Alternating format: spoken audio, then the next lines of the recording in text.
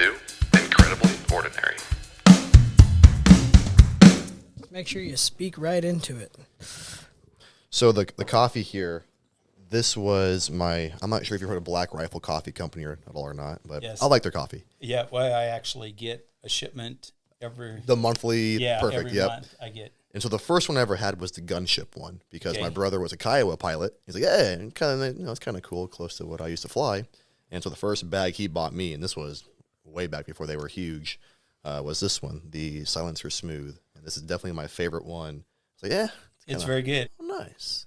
Go ahead and get there. So yeah, we got Bill rolling. Cooke here with us from the Webster Conference yeah. Center, Okay. and thank you for coming on here.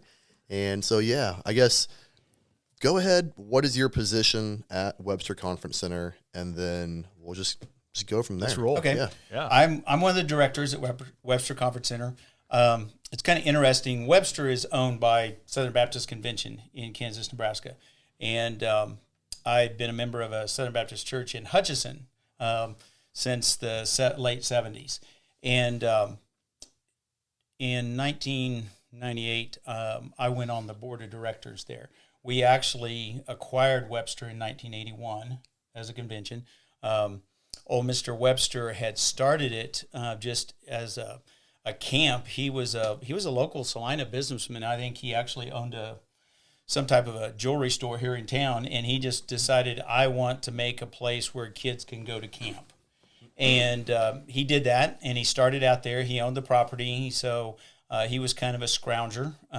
So he would acquire parts of buildings from other places in town that were being torn down. For example, the structure in our chapel, if you notice those big wood beams, those came from a structure at Kansas Wesleyan, the college that they were demoing and taking down. He took all those, he brought them back out, he put them back up, and constructed that chapel. So how much of this did he do himself? Did he do? He was like hands on himself too, Yep. doing it? And Hands on himself. When I first got there, we still had the old crane truck that he used to use to put stuff up. And it's pretty amazing because that equipment was very rough, very basic. what year is this? What? That this all was kind of happening. Oh, he was doing this back in the 40s, late 40s, early 50s when he was building it. And what he would do is he would acquire something, he'd go ahead and get started, like on the chapel. The dormitory, again, if you've been in this area for a long period of time, in the 40s, down near Smolin was Camp Phillips, which was a POW/Army training camp that was only there for a short period of time. And that tower's still there too. The POW tower, still right? That's That right. one? Yeah. Okay. Okay. Well, the mess hall, when they tore that down and they started getting rid of stuff, he went out there and he got the mess hall, and he hauled it back to Webster. The dormitory that we have now, he actually did a cinder block first story, and then they actually set that mess hall up on the second floor, and that was the second floor of the dormitory. And still, that basic structure is underneath there somewhere. But when we took it over in 81, in order for us to make it safe, we had to go back and make a lot of changes. Yeah. I think Army, because they had a lot of manpower to keep things maintained, they didn't necessarily build them real durable. I think the floor joists were like 2 foot apart. So on a second floor, when you'd walk on that, it would bounce quite a bit. So we actually had to go in there and redo all of the floor joists. But the basic structure is still there. We added 10 feet on the back, 10 feet on the front to make it a much wider structure. So what was the original purpose? What was his original vision for Webster Conference Center? He and his wife couldn't have kids. Okay. And he really enjoyed doing stuff to help students. So his whole plan was, we're going to make a place where kids can come out and do camp in the summertime. So that was his purpose. So he started with the chapel, did the dormitory, did the dining hall. As far as I know, nothing was scrounged at the dining hall, but if you've ever been out there and walked the grounds, there's probably about 80 acres of just really heavy woods, and it's mainly bur oak. So he actually would mill the lumber, have it milled, and then he would use the lumber off the property in the construction of the buildings. So wow. Back in it's a 40s time frame. Yeah. Are camps popular? Is this like a big thing nationwide? It's kind of like just a random vision he had for Salina area. I think it was just his vision. Fortunately, I was not around in the 40s. I mean, it looked like I was, but I came on in the 50s. No, it was just something that he wanted to do. And I think there were camps, Boy Scouts, I think they've used it over the years and things like that. So it was more just what he wanted to have done. Was he from Salina then? Yeah, as far as I know, he was. Lived here until he passed away. I think it was around 2000 when he passed away. Was he pretty involved the entire time with it? Entire time. That's awesome. Sometimes a little bit more than we wanted him to. Over the years, 50s, 60s, 70s, he would try to co-op with different organizations, and he would offer it to them and say, okay, you can have the camp. The only restriction is you must maintain and improve, or it reverts back to me. Okay? So, number of different organizations, and I'm not sure all the ones that were involved there, but they always kept letting it revert back to him. And in the early 80s, I think he was getting to a point where, again, he's getting up in age. He saw that it wasn't going exactly where he wanted it to. He approached our organization, and I remember coming up with a group from our church and looking at it and going, wow, this is pretty rough. The chapel area, it did not have the 3-story addition on the back of it at that time. In fact, the back of the chapel was just boarded up, and he put hay and tractors in it. So at that time, that was what was going on when we came and looked at it. The dining hall didn't have glass windows. It just had screen windows that they would cover with plastic in the wintertime. The dormitory really wasn't usable as far as the plumbing and stuff. It wasn't something we could use. But we as an organization said, okay, we'll partner with you. We'll get in here and go for it. Now, back in the 60s, I went to church camp there, and it would have been probably 66 through 70. And those old dormitories, they were rough, but...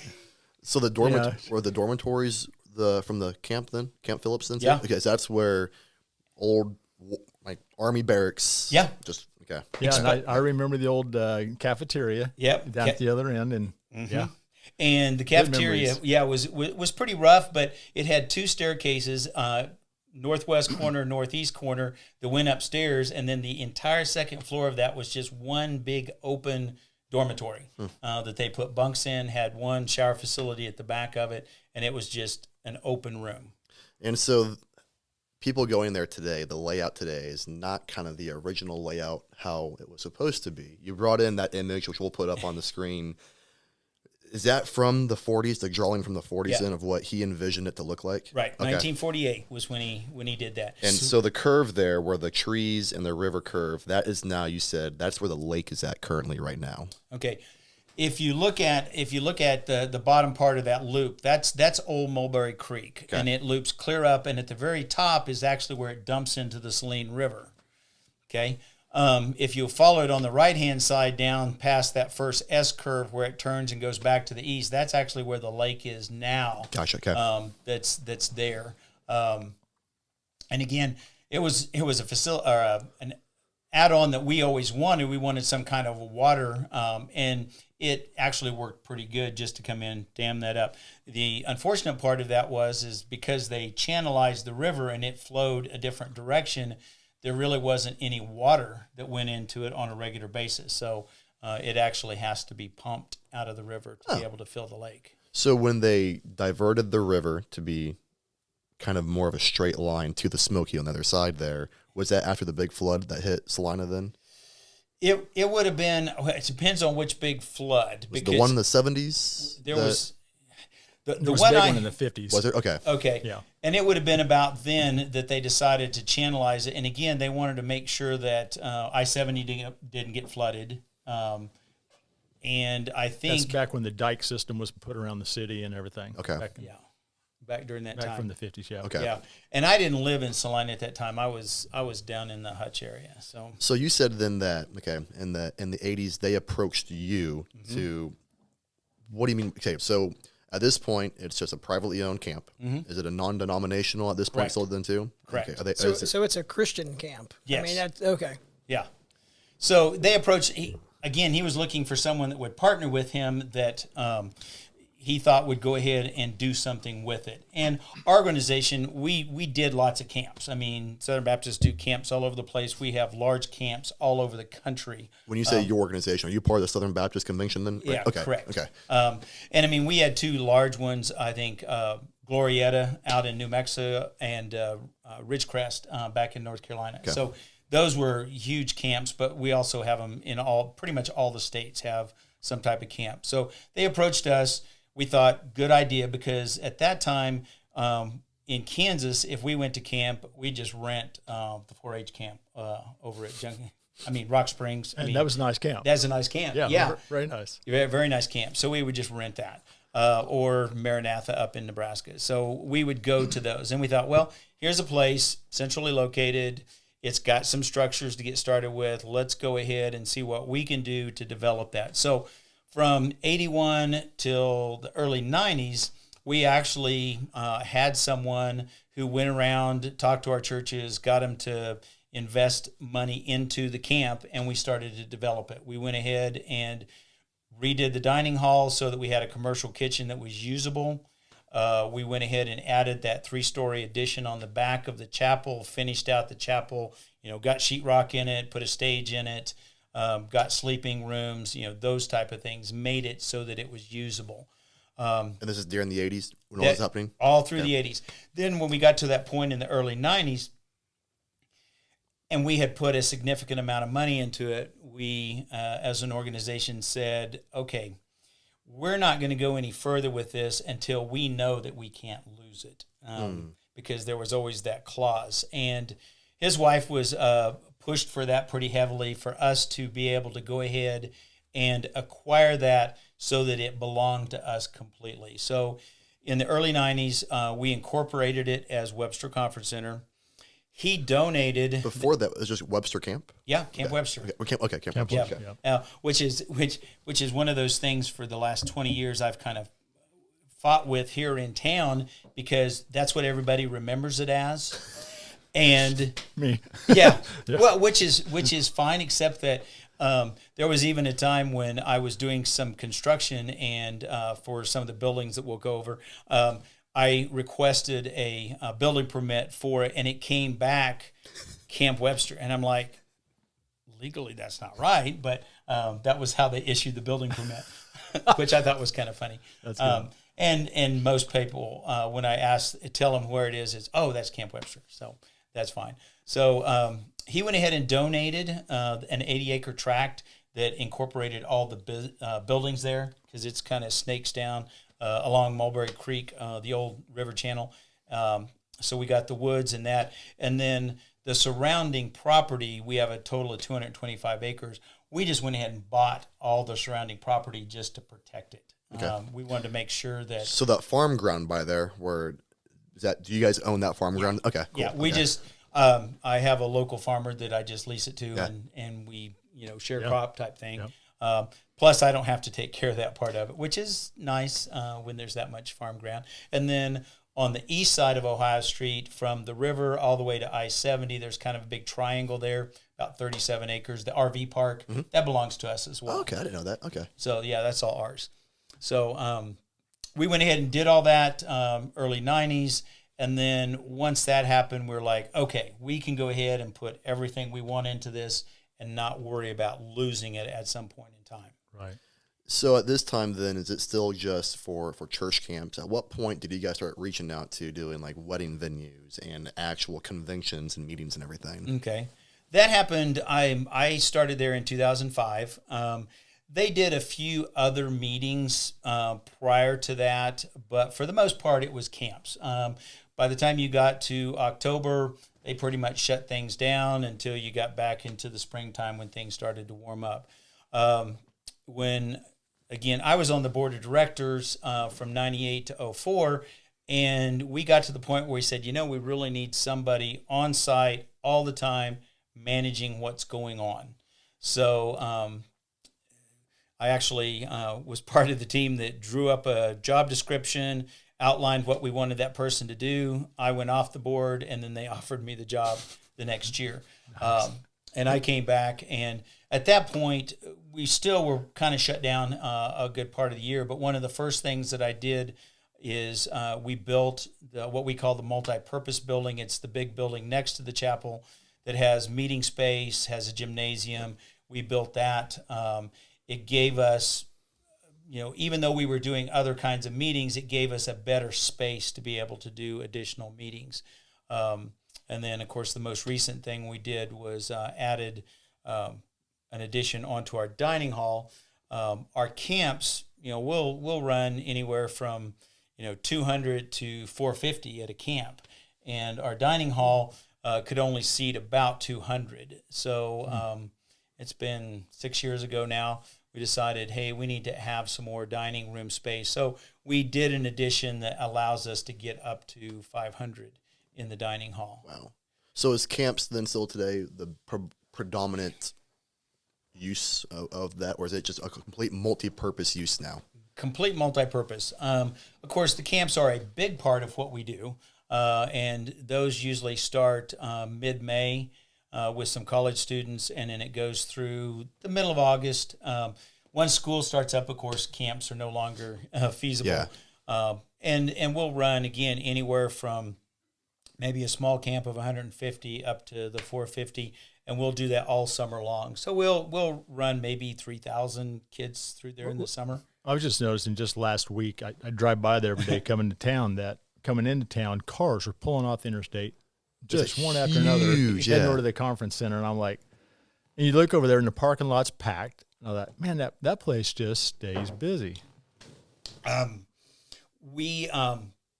We're probably hosting the Salina Seminar Series Surveyors Conference that week, if that's when you saw it.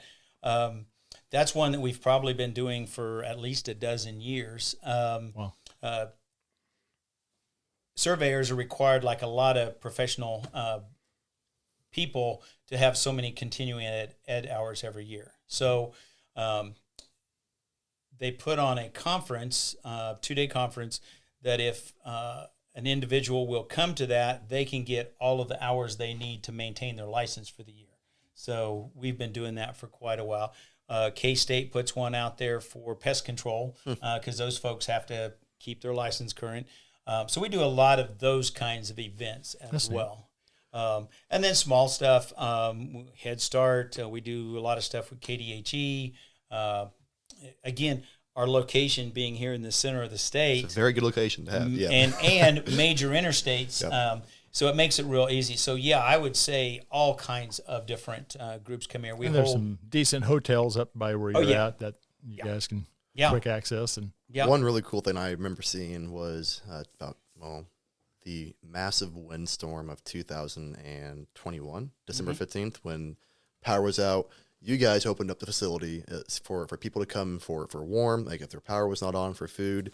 Have you guys always done that? Kind of like a shelter, extreme weather kind of condition, or? Okay.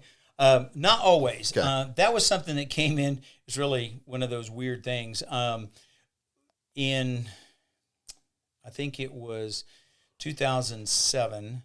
The ice storm? Yeah. I had been approached probably a month before the ice storm by Red Cross, and they said, hey, could we come into an agreement with you that if we ever need to use you as a shelter that we can? Okay, and I'm like, okay, sure. So we went down, signed all the papers, got it all. We had the ice storm. And we were open as a shelter for 10 days. We housed over 1,000 people. Because, most of Salina had no power for 3 to 7, 10 days in that time period. Right. Yeah, and if you remember right, we had the ice storm, and then by that first weekend, we had 8 inches of snow.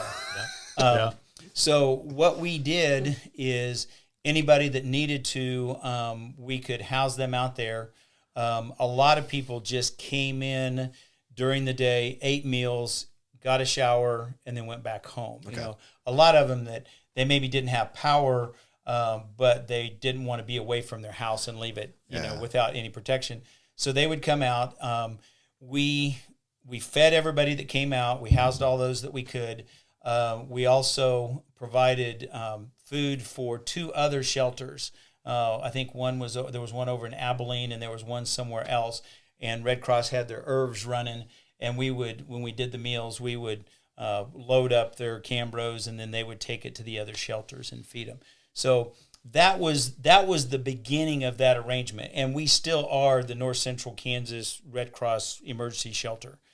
So anytime something happens, then I'll get a phone call, and we'll work with them to do whatever we need to. Now, that originally started with Red Cross. Now, Red Cross is still involved, but also emergency management. We work a lot with emergency management. During COVID, I'll use that as a example. There were a lot of people that needed to be put into some kind of a shelter, quarantine for an extended period of time.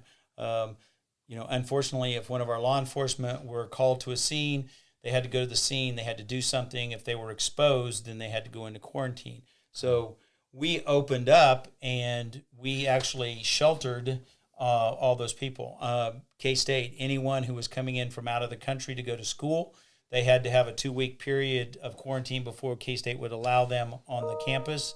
So we would shelter them. Interesting. I didn't know that. Okay. Yeah, for that period of time. And if we had multiples there, then we would set up and go ahead and feed them, depending on how many we had. If it was only a 1 or 2 type situation, then they handled getting them food some other way, as opposed to us opening up the kitchen just for one person. Okay. So maybe one more question on the Webster Conference Center. How big of a staff do you have out there? Well, full-time, we have 5.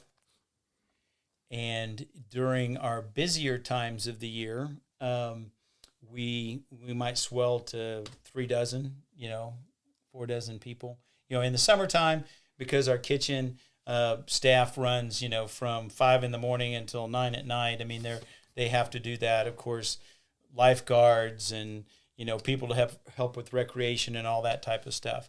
But for the most part, the rest of the time, I have someone there's a director in charge of the kitchen that takes care of all of that, and he has one assistant with him that's part-time. He's full-time. I have a full-time housekeeping person. I have a full-time office manager that takes care of all the reservations, and then a director that's full-time taking care of the grounds.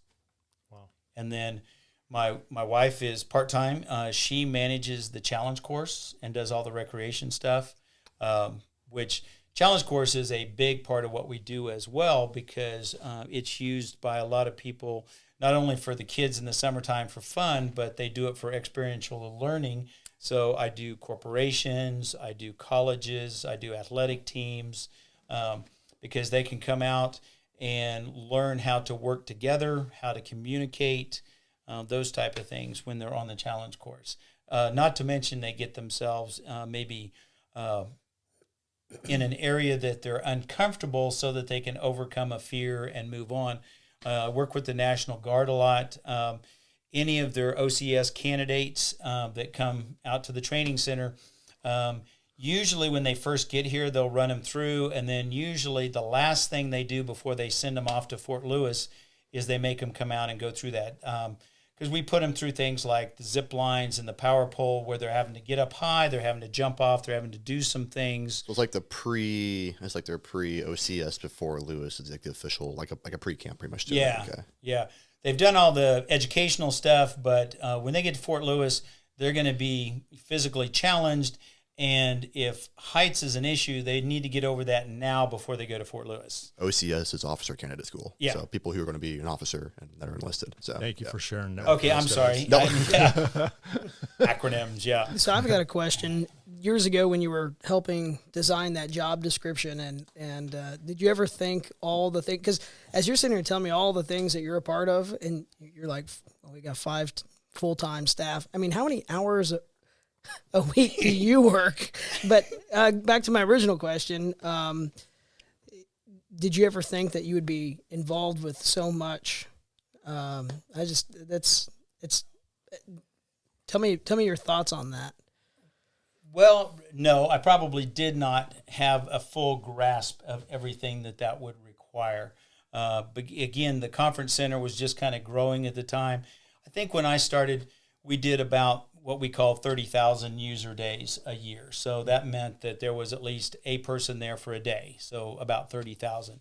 Right now we run about 55,000 user days. So it's changed quite a bit.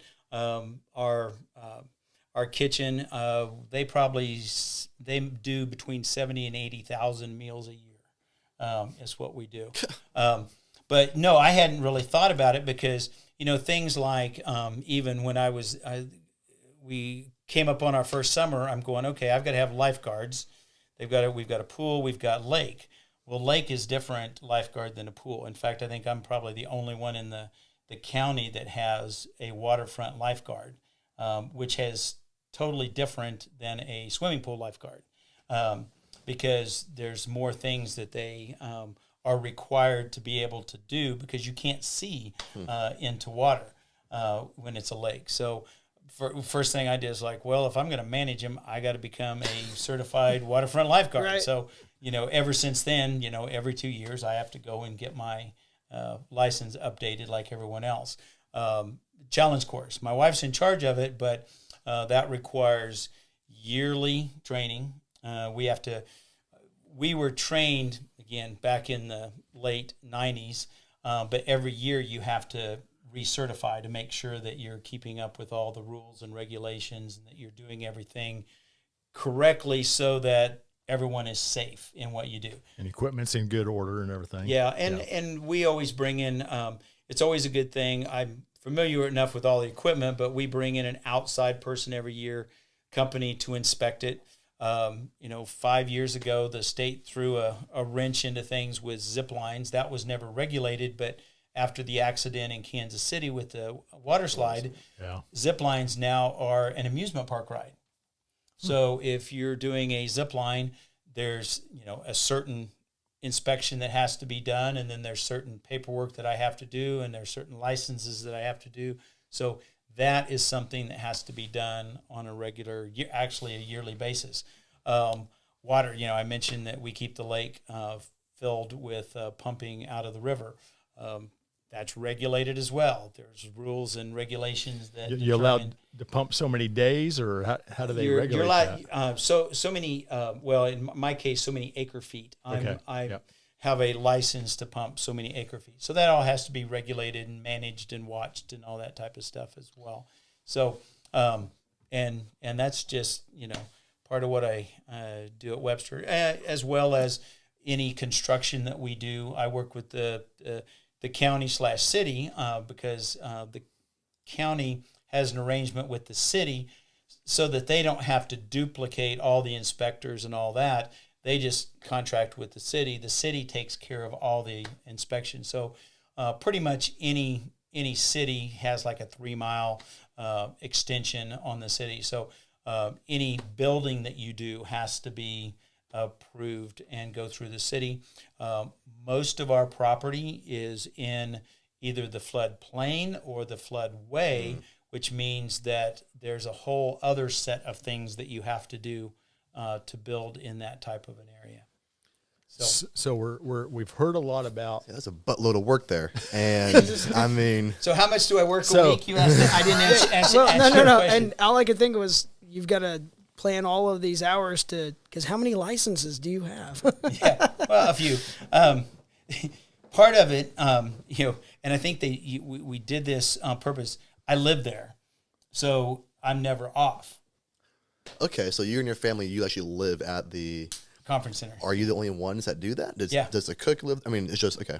So we're there. So that way, regardless, this is a life dedication to keep the camp running. I mean, so conference center running. Yeah. Right, so So regardless of what happens, there's always someone there. That's nice. And if I'm not there, I have to get someone to be on site because nothing's ever going to happen when you're there. It's always when you get ready to leave that something's going to happen. So tell us who you are. Yeah, this is we've heard a cool story so far. I didn't realize that place did a fraction of what you do up there. What's your story? My story. Oh, gee. I was born in Hutch, so I'm a native Kansan. Grew up just south of there, out in the country. Went to Haven, which is pretty close. I lived in that area until 1967, and then I took 5 years. My dad was a truck driver. We moved to Ohio. He had a job in Ohio, so went to Ohio, lived just outside of Cincinnati for 5 years. Finished junior high, freshman in high school. I always think it's pretty cool. My freshman year in high school, I was at Kings Mills, and if any of you ever travel and go to big amusement parks, Kings Island is adjacent. They started building that in 1972. Again, I'll date myself. My freshman year in high school. So it was never open when I lived there. We moved back to Kansas in 72, back to the Haven area. So I finished out high school and graduated from Haven. I enjoyed wildlife, loved fishing. So I, at that time in the 70s, I looked around. I was trying to find a place I could get a wildlife management degree.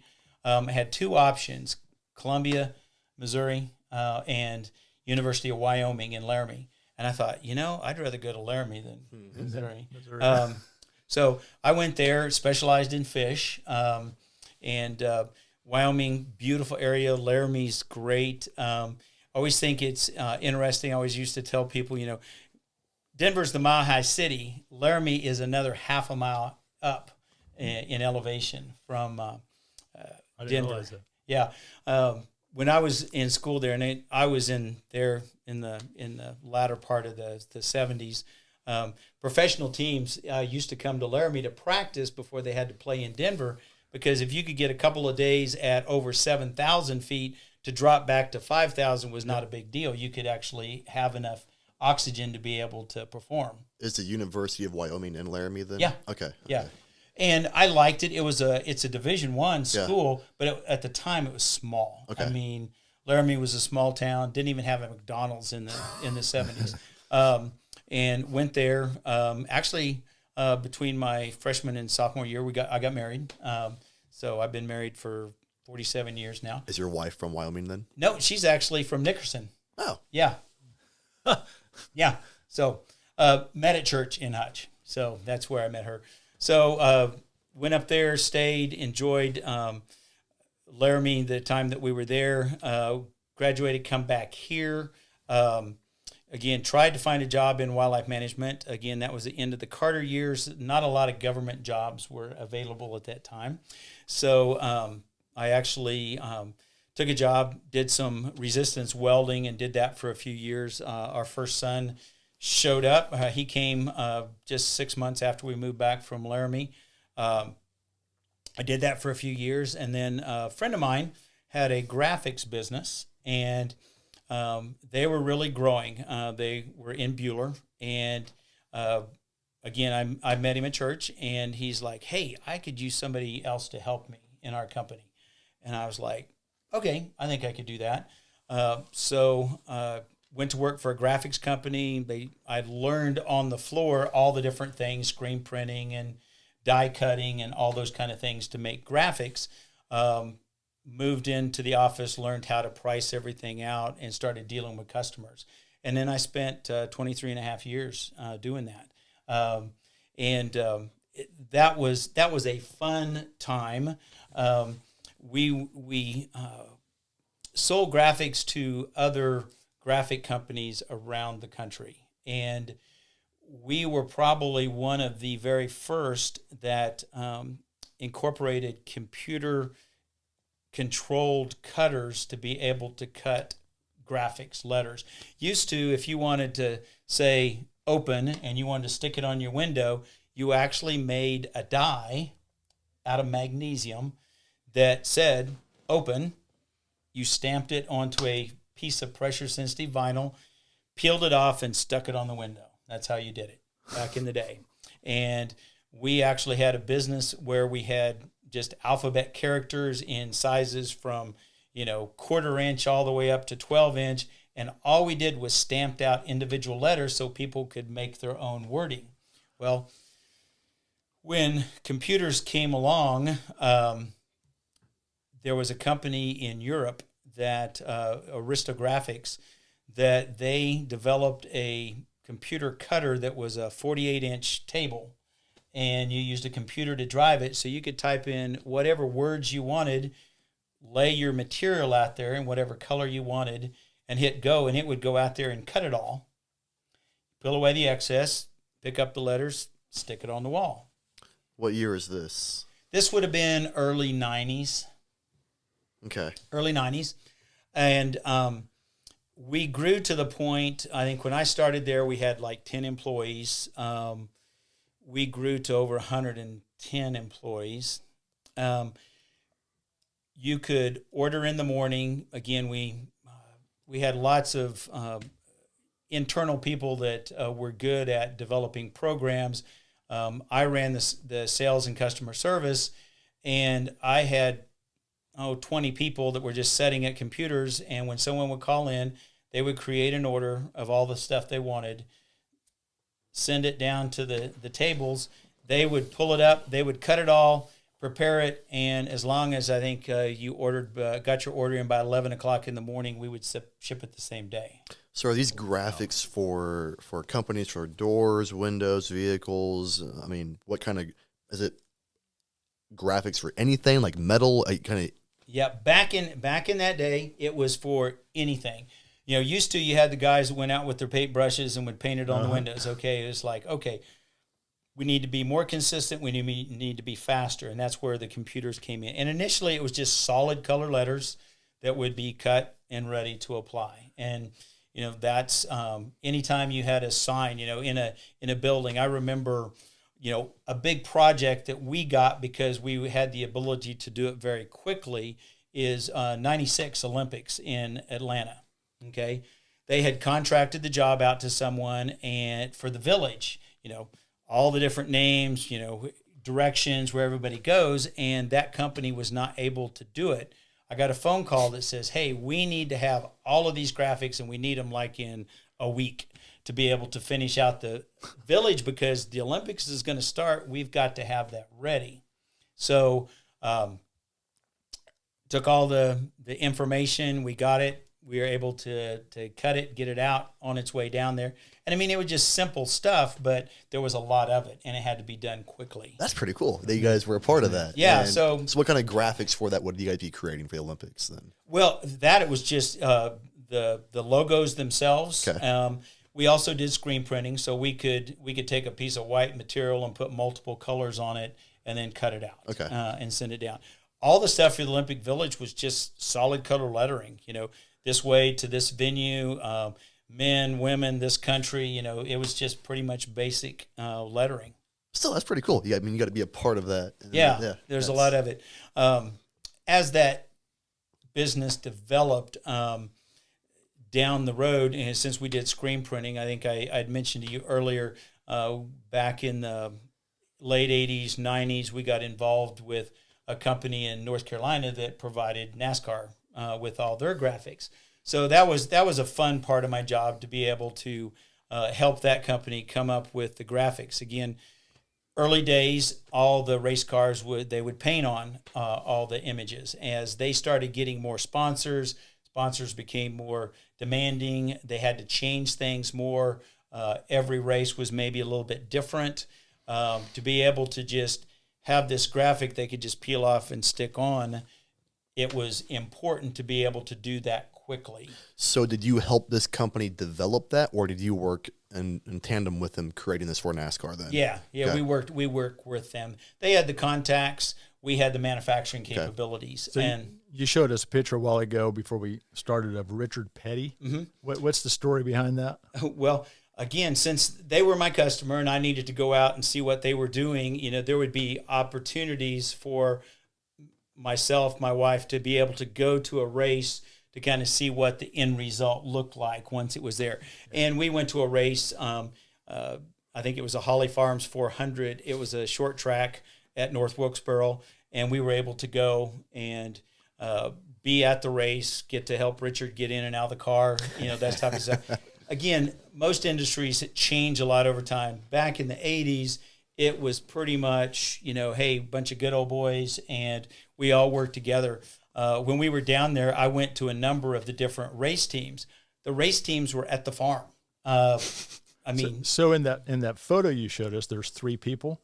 Yeah, my wife, Richard Petty, and you. Yeah. Yeah. So we need to make sure we get a that photo on the screen. So Yeah. that was pretty cool. Well, thank you. I don't know, Junior Johnson, who was one of the founding guys back in the day. So were you guys driving team specific, or hey, here's our drivers. They all need graphics. You guys are getting okay. Anybody who wanted help with that, we were able to, again, through the company in North Carolina. They had the contacts. They just came to us to help with the manufacturing part of it. Awesome. That's And neat. yeah, it was a lot of fun. I enjoyed doing that. Probably and again, timing wise, anytime you're involved in some type of a sporting event, be it cars or any other type, there's a lot of things that happen very quickly. I don't know. Have you ever watched Days of Thunder with Tom Cruise? Tom Yep. Cruise. Well, that was filmed during Speed Weeks. So us doing the graphics for that, it was a constant, okay, we have to keep that up because what they were doing is they were, Kyle Petty, Mel Yellow was going to be his new sponsor for the next year. So that was when that car was introduced, okay? But they were filming a lot of that movie during Speed Weeks at Daytona. That way they actually had a real race going on. They weren't just staging all of that. There was real races going on because Speed Weeks, there's a race just about every day at Daytona during Speed Weeks. Did you guys have any interaction with the movie production at all? Or Not just, hey, we need another set of these graphics. Get them here tomorrow. Okay, That okay. type of a thing. That was our interaction with them. so if you watch the movie, you can go, hey, that graphics what we made right there. Oh yeah, sure. Yeah, That's yeah. awesome. All of those special ones that we did those. That's cool. Yeah. So again, those are fun things to think back and go, okay, I did have a little bit of a part in that. That's cool. Your wildlife management degree did you very well with your Yeah. workforce You, there. you so. said you I was- mentioned fish. Yeah, I was going to say, I look back and I go, okay, education is never worthless. Even though I don't specifically use that, I do have 3 lakes, on the property that I take care of. We also, again, just general education was always good. It taught me to think out of the box and do, learn how to do things as I needed to, because a lot of times there's things that come up. Well, I've never done that before. I mean, it's like when someone calls out at Webster and says, hey, could you do this event for me? I'm kind of like, I don't like to say no. So if I can figure it out, yes, I'll come up with some way to do that for you. Yeah. So 25 years you did graphic design? You said? 23 and a half. 23 and a half, okay. Yeah. During this time then towards the end, are you involved with the Baptist Convention at all and Hutch with being involved with Conference Center here then? Yeah. Again, I was in the graphics industry until 2005. I came on the board at Webster in 98. Okay. So I was a part of what was going on at Webster during that time period. So your transition from your career and decal work went directly to director there. Like there's no. Yeah, there was nothing in between. Went directly to that. Now, during the time, during the 80s and 90s, my kids were growing up. We were doing camps. I mean, we were using Webster as a camp. I would do conferences there. So I was at Webster on a pretty much regular basis, attending and going to stuff, not necessarily doing anything. Of course, Webster, and I still do this a lot, volunteers. I mean, I use volunteers all the time to help keep my costs down when I'm building something or getting something fixed or cleaned up or whatever. So I was always going up and volunteering. I mean, I've got some construction skills, so if they were remodeling something or, I remember laying linoleum in all the dorm rooms, way back in the early 90s, trying to get those up to speed. Since then, since I came on, it's like, hey, I don't use anymore. Everything ceramic tile, so I, changed those kind of things out because that's really what I prefer now. So Was your wife on board making that move coming up here? And oh, sure. My wife actually started working for the conference center actually before I did in the early 90s. When we started adding challenge course, they needed someone to be in charge of that. So in the early 90s, she was approached and they, would you be interested in running our challenge course? And she's like, sure. So she went down to Atlanta, Project Adventure. They built our first few elements. They were probably the first major company that got involved in experiential learning. So she went to their training down in Atlanta, spent a week down there, learned all the challenge course stuff. And then she came back, and she was actually running the challenge course before I ever thought about working there. So how long is this challenge course? What are some of the obstacles or what's the course? I haven't seen that out there. Okay. If you go back in the woods, there's about 20 elements that are what we call low elements. You don't have to worry about heights. They're probably within 1 to 2 feet of the ground. They're challenges that as a group, usually minimum of 10, maximum of 20, that you try to take through and get them to accomplish a particular task on that particular element. For example, there's one where there's 5 wires in a sequence, and between the first 2 obstacles or first 2 trees, there are no, you don't have anything to help you. And then you have a rope to get you to the next one, and then you have some other ropes to get you to the next element, but they're all different. So you have to figure out, how can I work with my teammates as well as use the ropes that are available to get to the next place. So some of them are just obstacles. We have a 12-foot wall, and it's just a flat wall, and you need to determine, how can I get my entire team up and over this wall? And I just sacrificed the last one and forget. I was going to say. Are these kind of based off the military obstacle courses? Quite a little bit? Okay. A little bit, Okay. yeah. That's what I'm visualizing here. Yeah, it is. And then also, excuse me a second. You need a top off there? Can you picture the Billings group? Yes, please. If there's a trust fall, I'm not catching any of you guys. So Yeah, there is trust falls, by the way. don't trust me on that. But we also have, back in the woods, there's high elements. So there's elements that you get up and you move, around between the trees. We have how like 12 feet, 20 feet in the air, you think? anywhere from 14 to 30. Okay. So yeah, it gets over some So, fears, like, for example, I have a power pole that's 20 foot. You just jump off of it, slap a rope, and you're caught. You're on a belay system. tethered. Yep.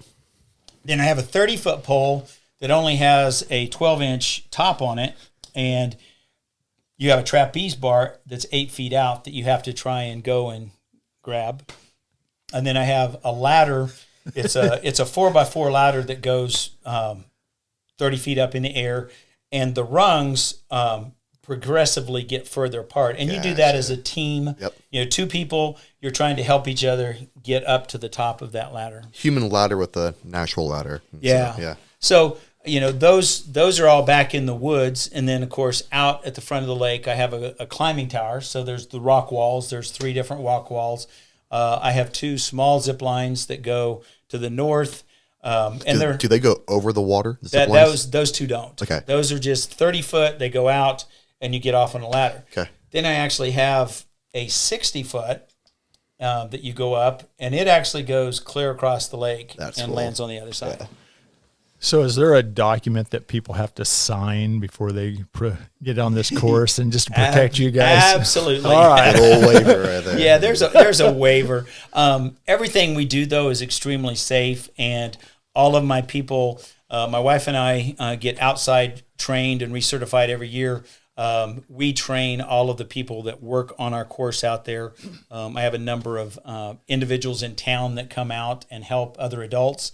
And then, of course, our staff in the summertime, if they're 18 and older, I can train them to work on the challenge courses. Trust me.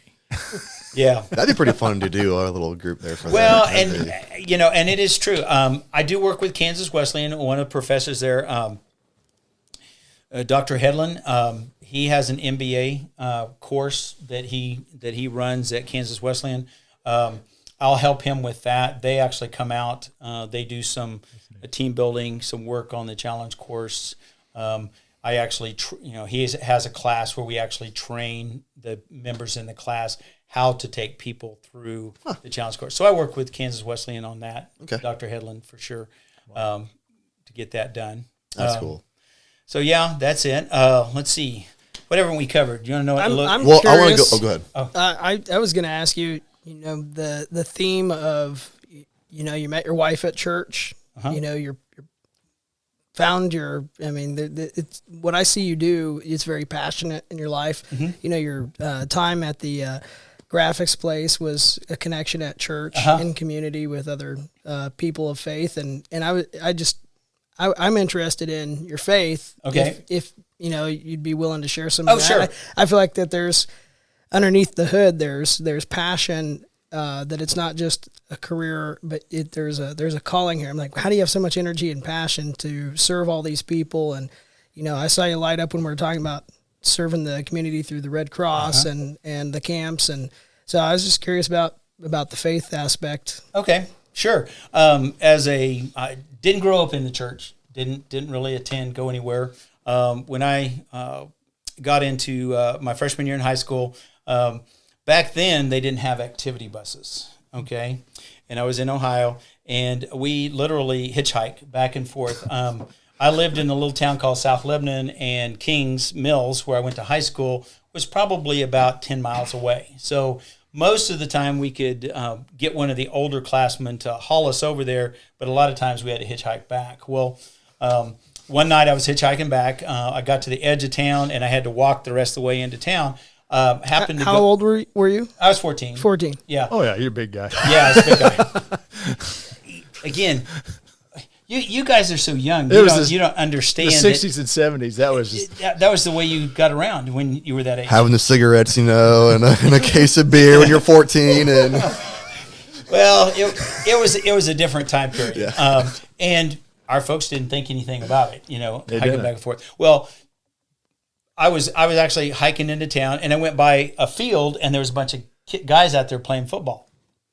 What am I going to do? I'm going to go play football. Right. I went over there, and come to find out what it was is it was a group. It was an RA group, which is basically in Southern Baptist, RAs are kind of like Boy Scouts. It's a organization within the church for boys, young men, and so I got involved in that. There was a guy there, one of the leaders, that took an interest in me. My dad was a truck driver, so he went around a lot. So he invited me to go to a lot of those. And in the process of doing that, since I'd never really been in church, I found out that church wasn't what was important, but a relationship with Christ was what was important. Right. And after going there for about 6 months, I realized that was something that I needed to do in my life, is to have a relationship with Christ. So I did that. Was baptized there at that church. And what was interesting is within a month of that, we moved back to Kansas and left that particular area. But got involved here and have always been actively involved in our local church. In fact, shortly after we moved to Salina, I was attending a Southern Baptist church in Hutch. When we moved to Salina, we were looking for where we wanted to go, and actually ended up starting Crosspoint. Oh, really? Yeah. Okay. So out at Webster, there was probably a half a dozen or more individuals, and we were like, we want to start something. We had attended Westbrook in Hutch. Okay. Because that's where the home church is still at. It's in Hutch, right? For Correct. Okay. We no longer call it Westbrook Baptist Church, because Westbrook was a subdivision in Hutch where the original Westbrook Church was. Okay, we have since sold that. So we actually started that here. It actually started at Webster, and we actually met on Saturday nights in the upstairs chapel for the first year. So we did that. And then, of course, it grew to the point where we're like, okay, we need a larger place. One of our Southern Baptist churches, Bel Air, over on Cloud Street, had decided to close their doors. I used to sit on that railroad tracks behind Bel Air when the little quick shops were back there, and we'd watch the trains go by, put the pennies on the tracks, and we let them smash. Yeah. Oh yeah, but we sit on those tracks all the time behind the old church over there. So yeah. So yeah, we actually went over there, moved from Webster to there. Again, God blessed, it grew, and has continued to grow. It was really odd. In 20, we had just bought the JRI building there behind, north of Russell's. We bought that at the end of 19 and 20. We were going to kind of get in there and get going. We finally got it remodeled, and I think in end of June or early July of 20, we actually moved in and got started in that particular building. That's a big building too. That's nice. I mean, it's a and that was one of the reasons that we actually liked it. We needed a current building that had a big free span. Okay. And again, anyone that's been in Salina, that was a restaurant way back in the day, the Carousel, and had a big wide open space. So that became our auditorium, and of course did a total remodel of the building. I do actually sit on the board of directors for Crosspoint for all of our locations, and I think we're at maybe 12 locations around the state of Kansas right now. So, and continuing to grow. We're opening Russell this spring as well as Ellsworth. There'll be new locations in both of those. So, yes, and that plays a big part in who I am, and I guess my desire to be a service to people as much as I can. Well, that explains your energy and your passion you have. To me, it does. But thank you. And again, I do it not for me, but just because I want to honor God in what He's provided me with, because He's kept me healthy, and I'll keep doing stuff as long as I'm healthy. Our here locally. All of our different agencies within the county, I really love Saline County, because I think the way that the agencies within our county work together has made it really easy for us to accomplish things. Webster works with emergency management, works with Red Cross. I'm also the commander of the Saline County Mounted Patrol and Rescue Squad that's part of the Sheriff's Department. Yep. And we're the organization. So where will you have your rodeo at now? Okay. Still working on that. There won't be a rodeo in 23. Of course, our last rodeo was 19. Yep. 20, we got shut down. There have been a number of changes down at that area. Of course, we now don't have an outdoor rodeo arena. We have tennis courts. We always did ours inside, but one of the things this year we found out when we got ready to do it was that all of the equipment has gone away because when they shut down the outdoor arena, all the panels, all the pins, all of that went away. So from an economic standpoint, it didn't make sense for us to be able to rent all of that. Plus, contractors have gone up quite a bit as far as providing the animals. So I think that affected us. The Mounted Patrol Rescue Squad for Saline County is 100% volunteer, 100% we have to raise our own funds. So everything we do has to come from, in the past, it was our rodeo. We would do the rodeo in the spring. That was in conjunction with a gun raffle. We still do the gun raffle.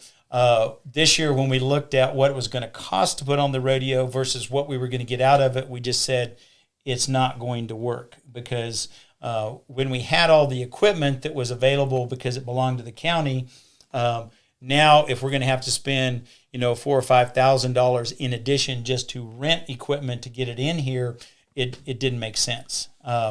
Anytime you put something like that on, you have a lot of expense. You've got to cover all that before you actually make anything. And to be on the patrol as an individual, is there certain equipment you have to have? I mean, you hear the word mounted patrol. A horse? Yeah, right. And that may be a little bit misleading. I don't have a horse, never have had one, probably never will have one. But that's why the clarification when you hear the name. Yeah. Although that's a part of it. We do actually have quite a few members that do have horses and it's mounted. That's just one aspect of what we do. And of course, great support from our Sheriff's Department. Roger's great to work with. He gives us flexibility to do a lot of different things. We actually have, in the last 5 years, have made some changes. Used to, everyone that was a member of Mounted Patrol actually had to go through classes and become a deputy. So I'm actually a deputy with Saline County Sheriff's Department. There's about 7 of us that are still deputies with the sheriff's department. So what does the mounted patrol assist with then? Okay, I'll use the most recent. Okay. Cattle truck rolled over on the interstate south of town. Okay, who's going to handle the cattle? Fire department's going to come. They're going to cut the bottom out of the trailer, but they don't mess with the cattle. Highway patrol don't mess with the cattle. The sheriff's deputies, they don't mess with the cattle. So they need somebody to do that. So that's where we came in. Gotcha. Okay. And in fact, since that, we actually have a trailer that has cattle panels on it. So, I got the call at 5 o'clock in the morning. Hey, we need you guys. So I called my guys. We went out there. You set up panels to corral the cattle and to set up chutes. So like when the fire department, that's why I said, man, everybody works so well together. The fire department's there. They cut the bottom out of the trailer. We have panels set up. One of my guys backs his trailer up.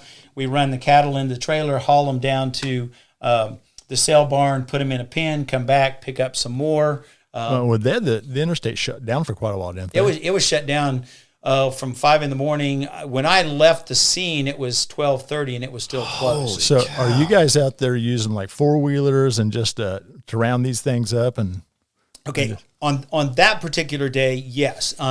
That morning was cold. It was in the teens.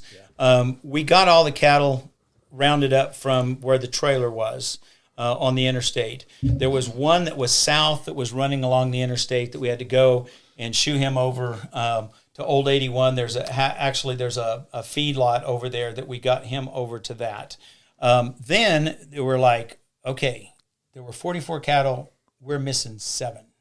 So where are the other 7? So we went out and started driving around, and actually we went west and over at there was a field at Farley and Centennial. We actually saw 4, cattle out at the edge of the field. So we set up the panels, got the 4-wheelers out because it was still cold enough that the ground was frozen, and then we herded the cattle into the panels, backed up the trailer, loaded them, took them to the sale barn. We're still missing 3. So we had all been up since early in the morning. It's at that point, it's like 3 or 4 o'clock in the afternoon. We're like, okay, yeah, we're going home. So I said, well, just keep in mind, we'll get a phone call here before too long. And sure enough, Thursday morning at 10 o'clock, I get a phone call from a deputy that says, hey, we got 3 cattle. So call my guys. We go back out, set the panels up. This time, if you remember that week after Christmas, between Christmas and New Year's, it warmed up at the end of the week. So by Thursday, those fields now are slushy. Nice. So at that point, I'm like, guys, bring the horses. So we actually had 6 horses out there. The cattle were over along Dry Creek. They were able to herd them up, bring them over. We got them in the panels, loaded them up, and took them to the sale barn. So like if there's like a search and rescue, would you guys assist in things like that then too? And okay. If there's someone missing, then they'll call us out to do that. Horses, great vantage point for trying to find someone if you're out in the country. Back in the spring, last March, Nebraska Highway Patrol was looking for a person in an area that was somewhat remote, had a lot of rough terrain, and we actually sent our team up to Nebraska to help them. It was a couple hundred square miles they wanted to search, looking for a particular missing person. So they went up and helped with that. So that's a part of it, and that's where the horses come in. Really, we did a training over around Kip back in the spring where we went out with dog handlers, and we were doing some work on how would we find particular lost people in this particular area. Wow. Then, in addition, I told you I don't have a horse. I'm a diver. So I got involved with the organization. So did you do a lot with Mike Stroh-Snyder then? Yeah. Okay. Mike was the one, again, he was at Webster for an event, and his kids were swimming in the lake, and I was the lifeguard. And we were talking. I just said, oh, yeah, I got my dive certificate when I was in college because I thought I'm working with fish. Diving might be a good thing. Mike's like, hey, I've got something. Would you come over and help me?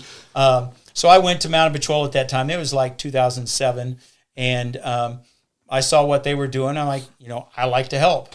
So I went ahead, joined the organization, went ahead and went through the classes, became a deputy.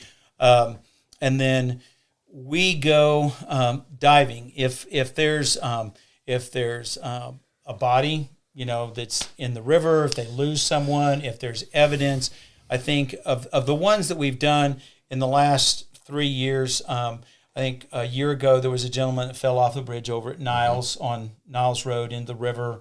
We had to go find him and recover that. There was a fisherman over at Solomon a couple years ago. They lost him, couldn't find him. We had to go find him and bring him out of the river. We've gone to Milford. We've gone to Canopolis, Wilson. We've gone as far east as John Redmond. There were some duck hunters that fell in several years ago. I just wish people would do it when it was not so cold. Summertime, right? Yeah, summertime would be nicer. It's amazing how many people that are going fishing in the wintertime don't realize how slick a ramp can be. They back that truck down and it just keeps going. Well, they back it down and it sloshes the water up and it freezes on the ground. Right. And then they start to go. And if you don't have 4-wheel drive, then once those back tires break loose, brakes don't do anything. And if on a pickup, since the gas tank's at the back, once it gets so far, it just starts floating and there it goes. So we've pulled a lot of vehicles and trailers out of lakes around here. So that happens. Evidence, hey, we think that this got tossed into a lake or a river, and would you guys go find that for us, and that type of thing. So I'm one of the divers. We've gone ahead. Again, we work with the fire department when needed. The guys that are divers, we all went to Nebraska. It just popped up on my, your Facebook years ago. We went to Nebraska and got ice certified, so we can actually dive under the ice. And I can't imagine diving at Canopolis Lake. I mean, where you can see that far, 2-3 inches in front of you, and that if you're lucky. Yeah, that's one of those things. If you dive in a lake in Kansas, it's very risky. Right. If you were around before those lakes were formed, all they did was build a dam and flooded it. So they didn't take anything out. So barbed wire fences, we always make sure that, we have filled up the river and up to the dam, right? That's right. We make sure that there's always, when there's a diver in the water, that there's always a backup. Over at Milford, we had one get caught in a barbed wire fence and someone had to go out and cut him out. Isn't it Wakefield has the old city that got flooded? Up at Milford? Yeah. So, I mean, there's lots of things like that we get involved in. Okay. Probably the worst, we got called to Fort Riley once. They had a car that had been stolen, and they called us. It was like later that same week, and they said, well, we see an antenna out in this lake, Mirror Lake, and they said, we think that they just dumped it in the river. So we went over, and sure enough, there was a car there. Well, we pulled it out. Well, it wasn't the car that had been swiped. It was one that had been in there for 5 years. And the driver was still there. It had been a homicide, and they had asked us to come. And, we got it out. We didn't know that until we got the vehicle up out of the water. But fortunately they were able to find the individual and holy cow, and take care of it. So those are the kind of instances why it's important that we have some individuals that are actually deputies, because in crime scenes and around the town, if there's a crime of some type and they need the scene to be held, we have the manpower, the vehicles, and the extra equipment. Emergency management has been able, through Homeland Security, provide us with light towers, generators. If there's an accident at night, I can go out and light the whole area up so everybody can do their jobs. So we get involved in that. What was it, a couple years ago, we had the officer-involved shooting out east on Country Club, where they hijacked a car at the Quick Shop. Yeah, okay. And then there was a chase all the way out there. We actually, Mounted Patrol, held that scene for a day and a half while KBI came out and did the investigation, because the city police and the sheriff were all involved in that, so they couldn't do anything. Interesting. So we have some nice resources. Holy cow, yeah. So, I didn't realize that the mountain patrol did that much and was involved that much. Yeah. And so, well, we try to get the word out because everybody's responsible for their own equipment. So they have to buy their own, uniforms and stuff. Again, sheriff provides us, fuel and some things like that. He just recently purchased some more panels for us because we've been using those a lot. So he's great support. Emergency management, great support. But there's a lot of things that we have to, we pay our own insurance for our building and our vehicles and all that kind of stuff. So that's why the rodeo was such a big part of it, and able to allow us to continue to function. Cool. yeah. Gee, so that's my boring life. Hey, I think it's like, what don't you guys do? It's kind of more of the question I we should was sitting ask. here thinking, if you had a hat rack at home, there'd be a lot of hats sitting on that rack. And where am I today? This one. Boom. Yeah, well, and they change around quite a bit. Again, I always tell people, I say, my phone lays right beside my head in the bed, and always, if it rings and says dispatch, I'm like, oh, there's something happened tonight. So do you ever see yourself slowing down, or you just, hey, I'm doing this till I die? This is my passion right here. As long as I can stay healthy, I because people ask me, well, are you going to retire? Well, probably someday, but I just as soon, as long as I can stay active, I would like to do that. Well, it sounds to me like the fact that your wife is involved with almost everything you're doing. Mm-hmm. What a neat relationship, and that you guys are doing this together as a team. That there is pretty cool. Yeah. It does make it a lot easier. The fact that if we're out on the challenge course, we're side by side doing stuff, right. Training people, or taking kids through, and it's a lot of fun. I enjoy seeing people being able to do things that they didn't think they were going to be able to do. You get somebody. Always say on heights, it looks different from the ground looking up. You go, it's not very high, and you get up there and you go, oh, this is a whole lot different than what it looks like. But to help those kids get over maybe a fear.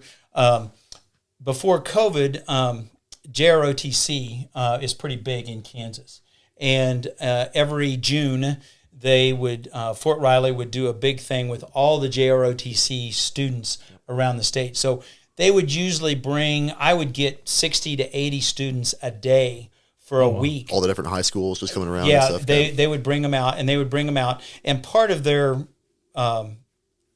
class was they had to, do low challenge course, learn to work together, and then they all had to rappel. They all had to zip line, and they all had to rappel. So we would teach them how to rappel off the tower, and being able to, even though there might be tears, still getting those students to the point where they're like, okay, I can do this. I can get over this fear, and I can lower myself to the ground.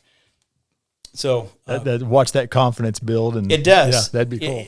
I wish more kids would do that, because that's good development for kids to go through those challenges, to know, control, and get over your fears, and it's awesome that. Yeah, and believe it or not, I've had the same thing with some adults. I mean, a fear of height is a real fear, and being able to trust equipment is always important. And sometimes that can be a little spooky. So I don't ever want to. Well, 30 feet. That's, and you said it's a foot platform on one of those. Oh, on the pole, yeah. It's a 12-inch. My feet are longer than that. Yeah. Well, and the hard thing on that is there's nothing to grab a hold of. You climb a pole that's doing this as you climb, right? And then you have to put a foot on top and stand up and maintain your balance, so you can turn around and jump toward the pole. So you guys will have to come out and do that. We'll do that. Yeah. We'll let him go first. Yeah. If it catches him, we're good then. So Lance, you just renewed your life insurance, right? Just paid that premium. Yeah, they just want to make sure that they're the beneficiaries of that. Yeah, no, You will go first then. So. He doesn't need safety harness. Just try. Yeah, everything is perfectly safe. Challenge course, they make sure that they Overprotect. overprotect. Sure. I mean, Yeah. I don't. You have use the netting then too at the bottom? No, okay. I know some have seen netting, and it's like that's kind of Yeah. If you have a rope, Yeah, you don't need netting. yeah, and the rope's like a 5,000 pound Yeah. burst. I mean, so it's like You don't want to use the word overkill on safety on the right. Yeah. So we've been very fortunate. Everything is again. Yeah. If people do what they're told to do, it's always going to be Good. You'll be okay. safe. Yeah. Pretty safe. Okay. Well, All right. Hey, Thank you so You're much for very doing inspiring. This. Yeah. This Very was a full fun life. conversation. Yeah. Awesome. This great. is Well, good. thank you. Thank you. We're one of those little organizations that uses Webster for a conference for Yeah. our Christmas. Christmas party, and Everybody we're so thankful that you're out there. Everyone loves it. They Yeah. can't. I mean, the way you guys decorate that. So if people want to contact you, how can they find you guys? We actually have a website. Okay. So Yeah. webstercc.org is our website. Sarah is probably going to be the person that's going to answer the phone when you call out there. She's the keeper of the schedule. She can tell you, is this available? Is it not? And I pretty much stay out of that because if you get two people working on schedules, you're You're getting in trouble. Yeah. Yeah. Well, you guys do it right. Well, thank you. Awesome. Do it job. right. Yeah. So, We want everybody to feel at home when they're out there. yeah. Comfortable that they get everything that they need. I don't like to say no.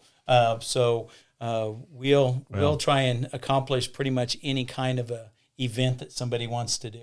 That's awesome. Well, I appreciate your story on Yeah. faith and Oh, thank you. and what drives you. That was the most inspiring thing I heard today, and Well, I thank you. appreciated that. So, but anyway, thanks for joining us. It's been great having you here. Well, This is fun. I've enjoyed it. When you initially asked, I was like, okay, I don't know if I What is this about? Say, yeah, but We could probably keep going for a long Yeah, time. so- So I mean, you've got. But no, I don't do anything else. Well- I would think if you could show we'll get that again Yeah. people that haven't been in the Salina area years ago. It's Complete different look. Well, I want a picture of that. Yeah, plus we'll get that. The Yeah. Richard Petty. yeah. And so we'll put them on there, and that way people can see that. And- Yeah. Yeah. 'cause Awesome. Yeah. All right. Awesome, man. Well, thank Appreciate you. it. Incredible very story. much. Thank you. That was fun.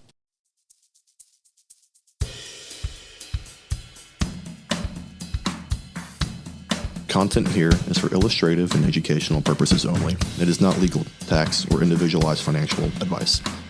Nor is it a recommendation to buy, sell, or hold any specific security or engage in any specific trading strategy. Results will vary. Market conditions change continuously. Past performance is no guarantee of future results or success.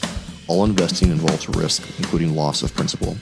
Securities offered by registered representatives through Private Client Services, member FINRA SIPC. Advisory products and services offered by investment advisory representatives through RFG Advisory, a registered investment advisor. RFG Advisory, Billings Group, and Private Client Services are unaffiliated entities.